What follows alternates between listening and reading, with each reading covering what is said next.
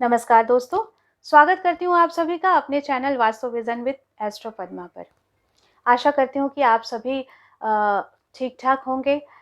जो हमारे शनि महाराज हैं वह 23 मई से उन्होंने अपनी चाल बदल ली है, वक्री हो गए हैं और इनके वक्रत्व का हमारे और आपके जीवन पर क्या प्रभाव पड़ने वाला है, इसी विषय पर चर्चा करने के लिए आज मैं आपके साथ इस वीडियो में आई हूँ। दोस्तों, मैंने अपने पिछले वीडियो में बात की थी 3 लग्न के बारे में। आज मैं और फिर 3 लग्न के विषय में बात करूँगी, लेकिन एक चीज़ मैं आपको ज़रूर बता दूँ, जैसे हम और आप अपने घर में बहुत स्ट्रॉन्ग होते हैं, बहुत सेफ़ महसूस करते हैं और सबसे इम्पैक्टफुल रिज़ल्ट हम अपने घर में देते हैं, तो वैसे ही जो है शनि महाराज की स्थिति जो है अभी वैसे ही होने वाली है।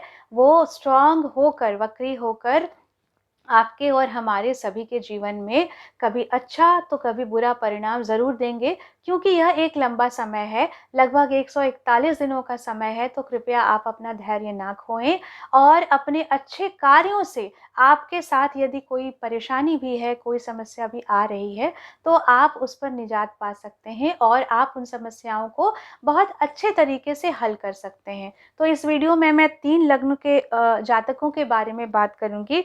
कर्क लग्न वाले, सिंह लग्न वाले और कन्या लग्न वाले।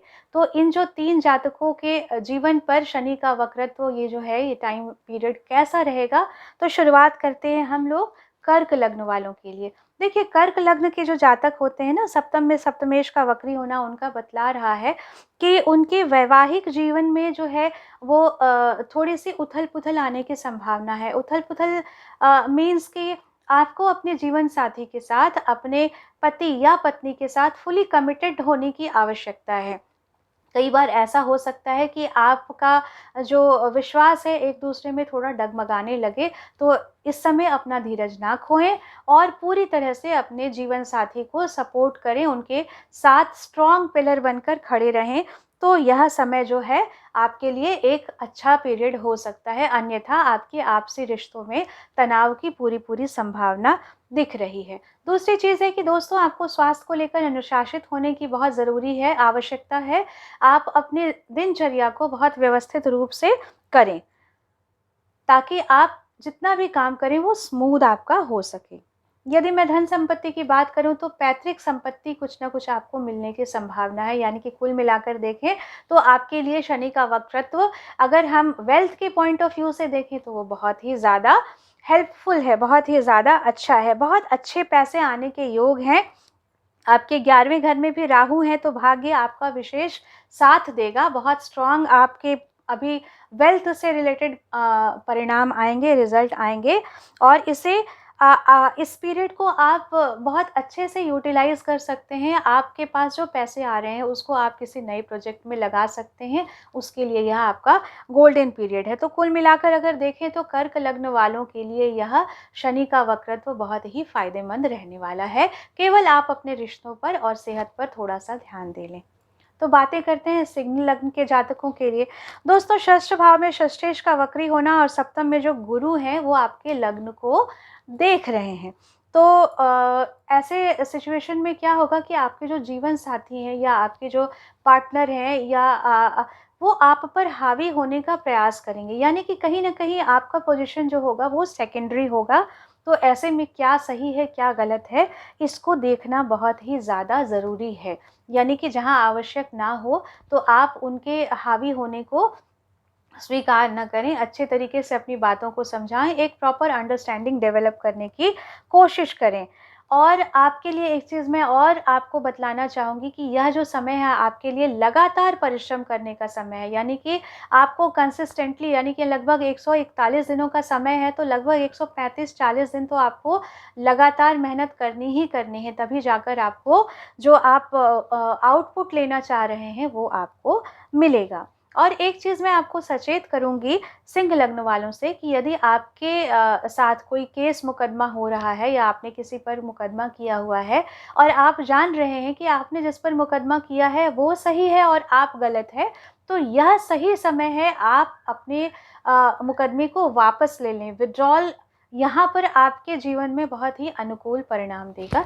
लेकिन यदि आप सही हैं, तो आप अपने स्टैंड पर कायम रहेंगे तो आपको सफलता मिलेगी। यानी कि अगर आप सही हैं तो आपको सफलता मिलेगी केस मुकदमों में, और अगर आप गलत हैं और फिर भी आप अपने निर्णय पर अडिग हैं तो आपको उसका नेगेटिव इम्पैक्ट देखने के लिए मिलेगा।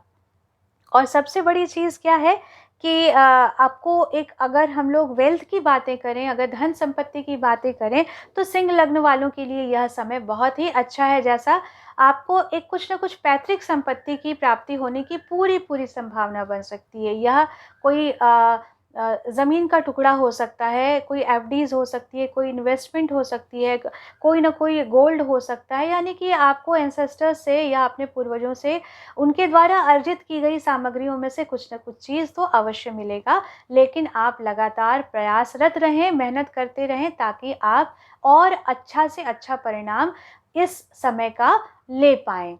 और आज के तीसरे लग्न यानी कि कन्या लग्न के विषय में अगर बातें करें, तो कन्या लग्न के जातकों के लिए पंचम में पंचमेश का वक्री होना और छठे भाव में गुरु का गोचर होना यह बतलाता है कि आपको अपने लव अफेयर्स पे, अपने रिलेशनशिप्स पे ध्यान देने की बहुत ही ज़्यादा आवश्यकता है। आप कोशिश करें कि अगर कोई मनमुटाव है, छोटी-मोटी कोई गलतफ़हमी भी है, तो उसको आप दूर करने का प्रयास करें, अन्यथा स्थिति आपकी बिखराव तक भी आ सकती है।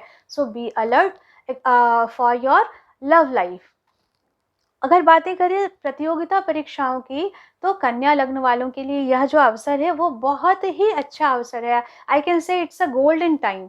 अगर आप लगातार किसी प्रतियोगिता की तैयारी कर रहे हैं, तो उसमें आपको निश्चित रूप से सफलता मिलेगी, बशर्ते आपके प्रयास में कोई कमी नहीं होगी। क्योंकि ऐसे अभी जो संभावनाएं बन रही हैं कि अगर आप प्रयास पूरे मन से और पूरे कहते हैं ना कि पूरे इन्वॉल्वमेंट के साथ करेंगे, लगातार करेंगे, कंसिस्टेंटली करेंगे, तो आप निश्चित रूप से जिस भी प्रतियोगिता परीक्षा में बैठेंगे वहाँ पर आप सफलता प्राप्त करेंगे। आपके राहु और शनि जो हैं वो त्रिकोण में चल रहे हैं, तो आप अपने सेहत का बहुत ज़्यादा ध्यान रखें। स्पेशली आपके एब्डोमेन सिस्टम का, यानी कि आपके पेट का आपको विशेष रूप से ध्यान देना पड़ेगा, चूँकि यह लंबा समय है। और ऐसा ना हो कि किसी प्रकार की अंदरूनी बीमारी, जिसे आप छोटा समझ रहे हैं, वह इतना बड़ा हो जाए कि फिर आपको इसके भयंकर परिणाम देखने के लिए मिले। इसलिए आप अपने हेल्थ से संबंधित छोटी से छोटी चीज़ को भी बहुत सीरियसली लेंगे और उसको समय रहते ही उसकी समस्या को दूर कर लेंगे। क्योंकि संभावना बन रही है कि इस प्रकार की चीज़ों में आपके पैसे जो हैं वो इन्वेस्ट हो सकते हैं। वे आई वांटेड टू से वेस्ट हो सकते हैं, इन्वेस्ट तो नहीं कहूँगी। अगर आपके पास पैसे हैं और अगर आपकी सेहत पर वो खर्च हो जा रहे हैं, अगर आपको ट्रीटमेंट में वो खर्च हो जा रहे हैं, तो यह एक तरह से पैसों का गलत दिशा में जाना ही है। तो इसको आप रोकने के लिए अपने स्वास्थ्य का पूरा ध्यान रखें।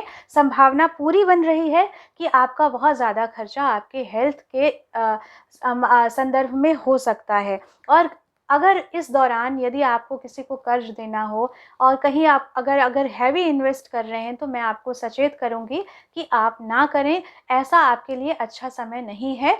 अगर आप कहीं पैसे फँसा रहे हैं, तो हो सकता है वो आपका स्टक हो जाए, आपको उसका जितना आउटपुट मिलना चाहिए वह नहीं मिल सके।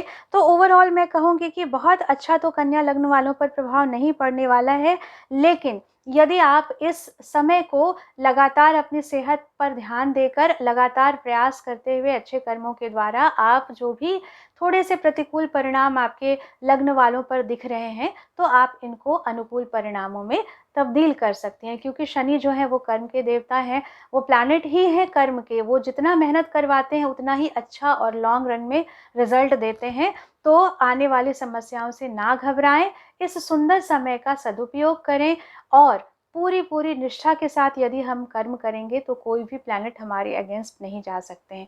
तो आशा करती हूँ कि आपको मेरा वीडियो बहुत पसंद आया होगा। अपनी प्रतिक्रिया ज़रूर दें, लाइक करें, शेयर करें और सब्सक्राइब भी करें, और अपने रिश्तेदारों से भी ज़रूर करवाएं। क्योंकि यह केवल आपके लिए नहीं, अगर आपको फ़ायदा मिल रहा है तो आप औरों को भी फ़ायदा पहुँचाएँ, यह भी एक तरह का परोपकार है। तो फिर मिलते हैं अगले वीडियो में बाकी की 3 राशि लग्न वालों के विषय में बात करते हुए। तब तक अपना ध्यान रखें। नमस्कार।